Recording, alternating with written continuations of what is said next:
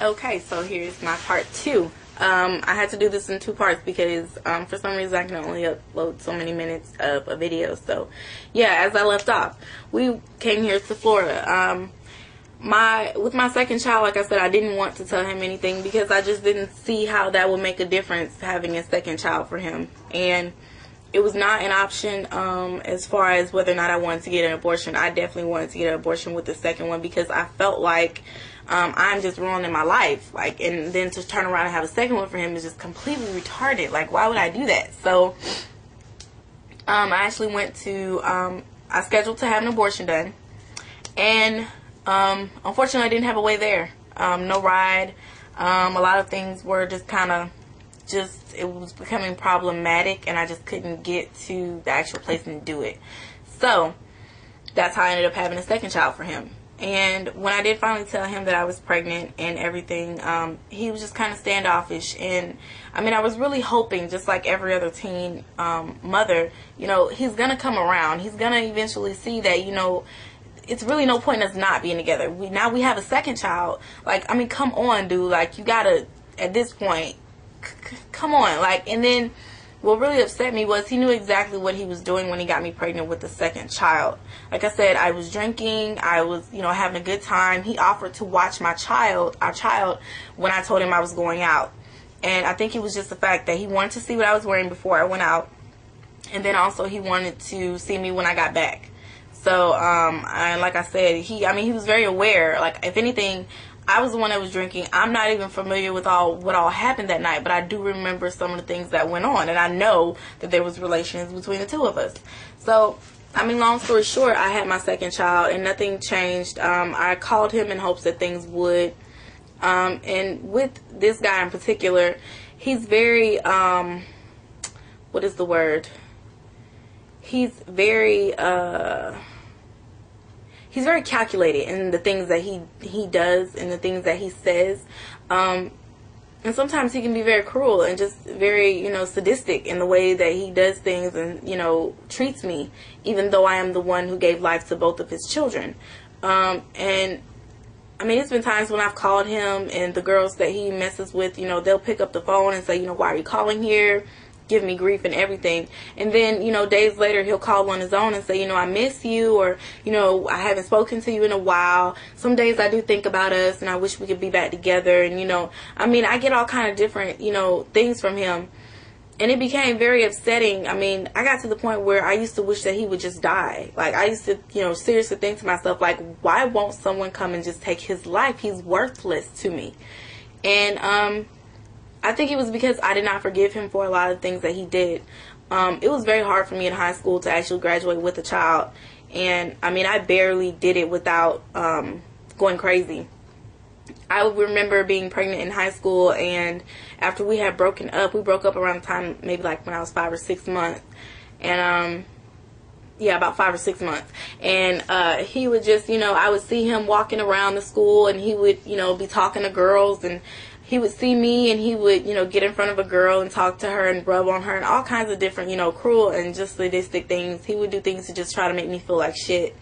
And I just never understood why he had so much hatred towards me, and I'm not the one that actually got pregnant on my own.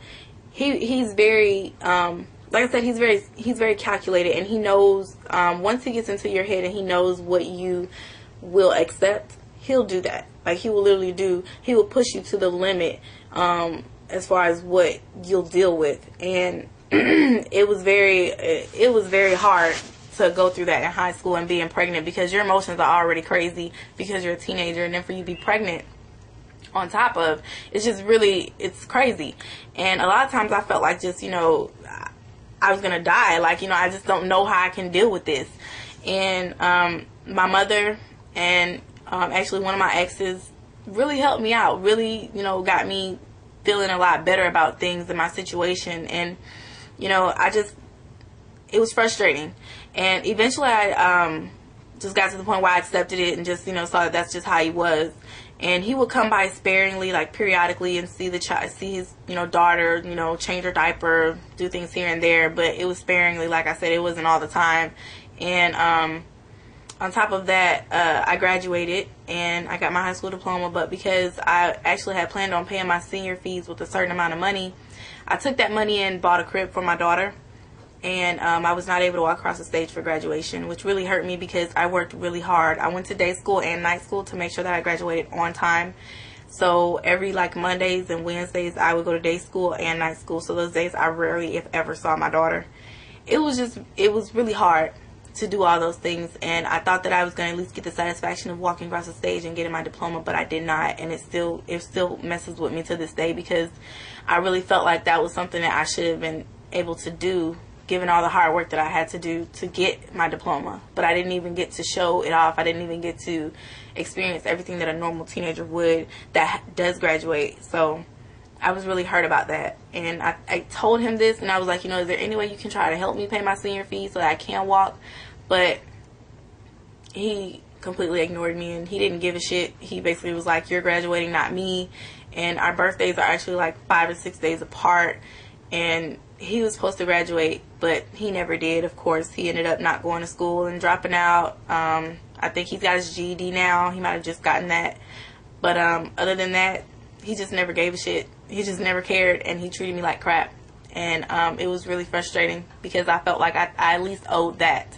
So, but anyway, what else? So, I mean, now our relationship is fair to none. Like I said, he has disrespected me so much in the past, and I think a lot of it is baby daddies think that you know, will always be there. You're always going to be there for them. You're always going to be there, you know, to take their shit, to take, you know, whatever they want to give you, because you're always living off of that fantasy, that fairy tale. So my best response to a lot of the teen parents or teen moms out there that are going through something like that with a baby daddy or even a baby mama. I've seen guys who are teen parents and the mother's not even there. So, I mean, if you're going through that, the best thing that I can tell you is that, you know, you just have to get to the point where you just say, fuck them. You know, forget about them. Stop thinking so heavily about whether or not they're going to be there for you and your child. I mean, because truth be told, if a man or a woman who's not being there for their child, if a man or a woman gets to the point where they want to change and make life changes, they will make them automatically. It won't be something that you have to ask for, and it won't be something that you have to guess if it's actually happening. It'll be happening. You'll see it. They'll make the life changes. So just stop worrying about it. I mean, at this point, when you're pregnant and you have a baby daddy who's not doing anything for you, or he's just kind of, you know, putting you on the back burner, you and the child, don't even worry about it. And I know that's easy for someone to say, but I mean, truth be told, try to not worry about it. Try very hard to not worry about it. Take up arts and crafts, get a hobby, do something that doesn't have you sitting there belly big as hell worrying about whether or not he's going to man up or not. Because it is going to be such a downer, and it's going to be so depressing to you, and it's going to be so hard to focus and be aware of your surroundings and what's going on with you and your child if you're busy worrying about him. I mean, truth be told, you need to do something that just does not revolve around him. And I mean, when or if, you know, you do have the baby, when the baby gets here, if he does not change that day after seeing his child, he's probably never going to change. Listen to me when I tell you, if he does not change that day, more than likely he's not going to change. If you see a life born that you made and you're sitting there and you have nothing to offer this child, you have nothing to give to this baby, if that doesn't make you get up off your ass and do something now that the child is actually here, you're probably never going to change. And that's the honest truth. So if you haven't made up your mind, sweetheart, when that baby's born and you see that he still wants to go out, the next day he leaves you at the hospital, or the next, you know, week or so he starts changing and doing other shit instead of being there for you, he's not going to change. He's going to go right back to the way he was. He's going to do, you know, the same bullshit. He's going to put you through the same bullshit. So make up your mind then to just go ahead and say fuck it. You know, you have to do what's right for your child. In the end, it doesn't matter as long as whatever you do is right for your baby. Every child does not have a father. And unfortunately, that's the sad truth. But, I mean, it doesn't make or break that child. There are so many different children who have overcome not having two parents, as far as, you know, being a statistic and, you know, dropping out of high school or not going to college. You have to do what's best for your baby. And it doesn't mean that you have to have a father there, his father or her father there, that doesn't even want to be there. You're better off finding someone who wants to be there and wants to be with you and wants to love you and your child. And it's possible, because I'm going to tell you, my husband, all of my kids are not his, but I guarantee you he treats none of them any different than he does his own. None of them. And he loves them all the same. I'm telling you, it's possible. And don't think for a second that there aren't men who will not take care of you and your child that have no ties to you, because there are. And I married one of them. I love him to death. He gets on my nerves. But I mean, I would not change it for the world, because he's a great father to all of my children. All of them. They don't even, realize their father as being their father like they do him. And I mean, you just have to be hopeful. And, if you don't inspire yourself, have others around you that do inspire you to do better for yourself, instead of some, bullshit ass nigga who's not going to do anything for you or for your child. Because truth be told, having the biological father there is not that important anymore. It's not the top of the list anymore. I mean, really, sometimes it can be more detrimental to have the father there who's going to keep arguing with you, that you can't get along with anyway, who doesn't want to be there, than having someone who actually loves you and is not their biological father, who wants to love them and wants to share that moment with you and wants to be at peace with you and your children. Because really, peace is important in the household. I cannot stress that enough. And if you don't have peace within your marriage or your relationship, you will not have peace within your house, and that includes your children. So, I mean, that's as far as I'm really going to go on the subject. But I can tell you, like I said, from my own personal experience, I do relate. And as far as, baby daddies go, I really hate that there are so many women out there that are actually helping these trifling ass men become, trifling baby daddies and, not do anything for their kids. My biggest issue with the father of my children is not even how trifling he is at this point, because I've grown to accept it. My kids are getting older. Is the fact that there's women around him. There are women and family around him that allow him to be that trifling, that allow him to do those trifling things and allow him to act as though he doesn't have children. And it really upsets me, because the actual father of my children is actually being a father to this girl's child, some girl that he's with now, and she has a son. He's there around, whether he's, taking part in the child's life or not, he's there for that child, but he's not there for mine. And it really upsets me, because I literally have to call him and ask him, hey, I don't know if you remember or not, but your child had a birthday yesterday. Are you going to call today? Or, I don't know, anytime, and say, hey, happy birthday? Like, are you going to do anything? It really upsets me, because if I had other children, those kids would be here with my kids automatically, and I would expect to see those kids. This girl has never seen my children, doesn't know my children, and when I brought them to Louisiana to see him, he literally told me, like, I can't come. She's not going to want me to come. Really?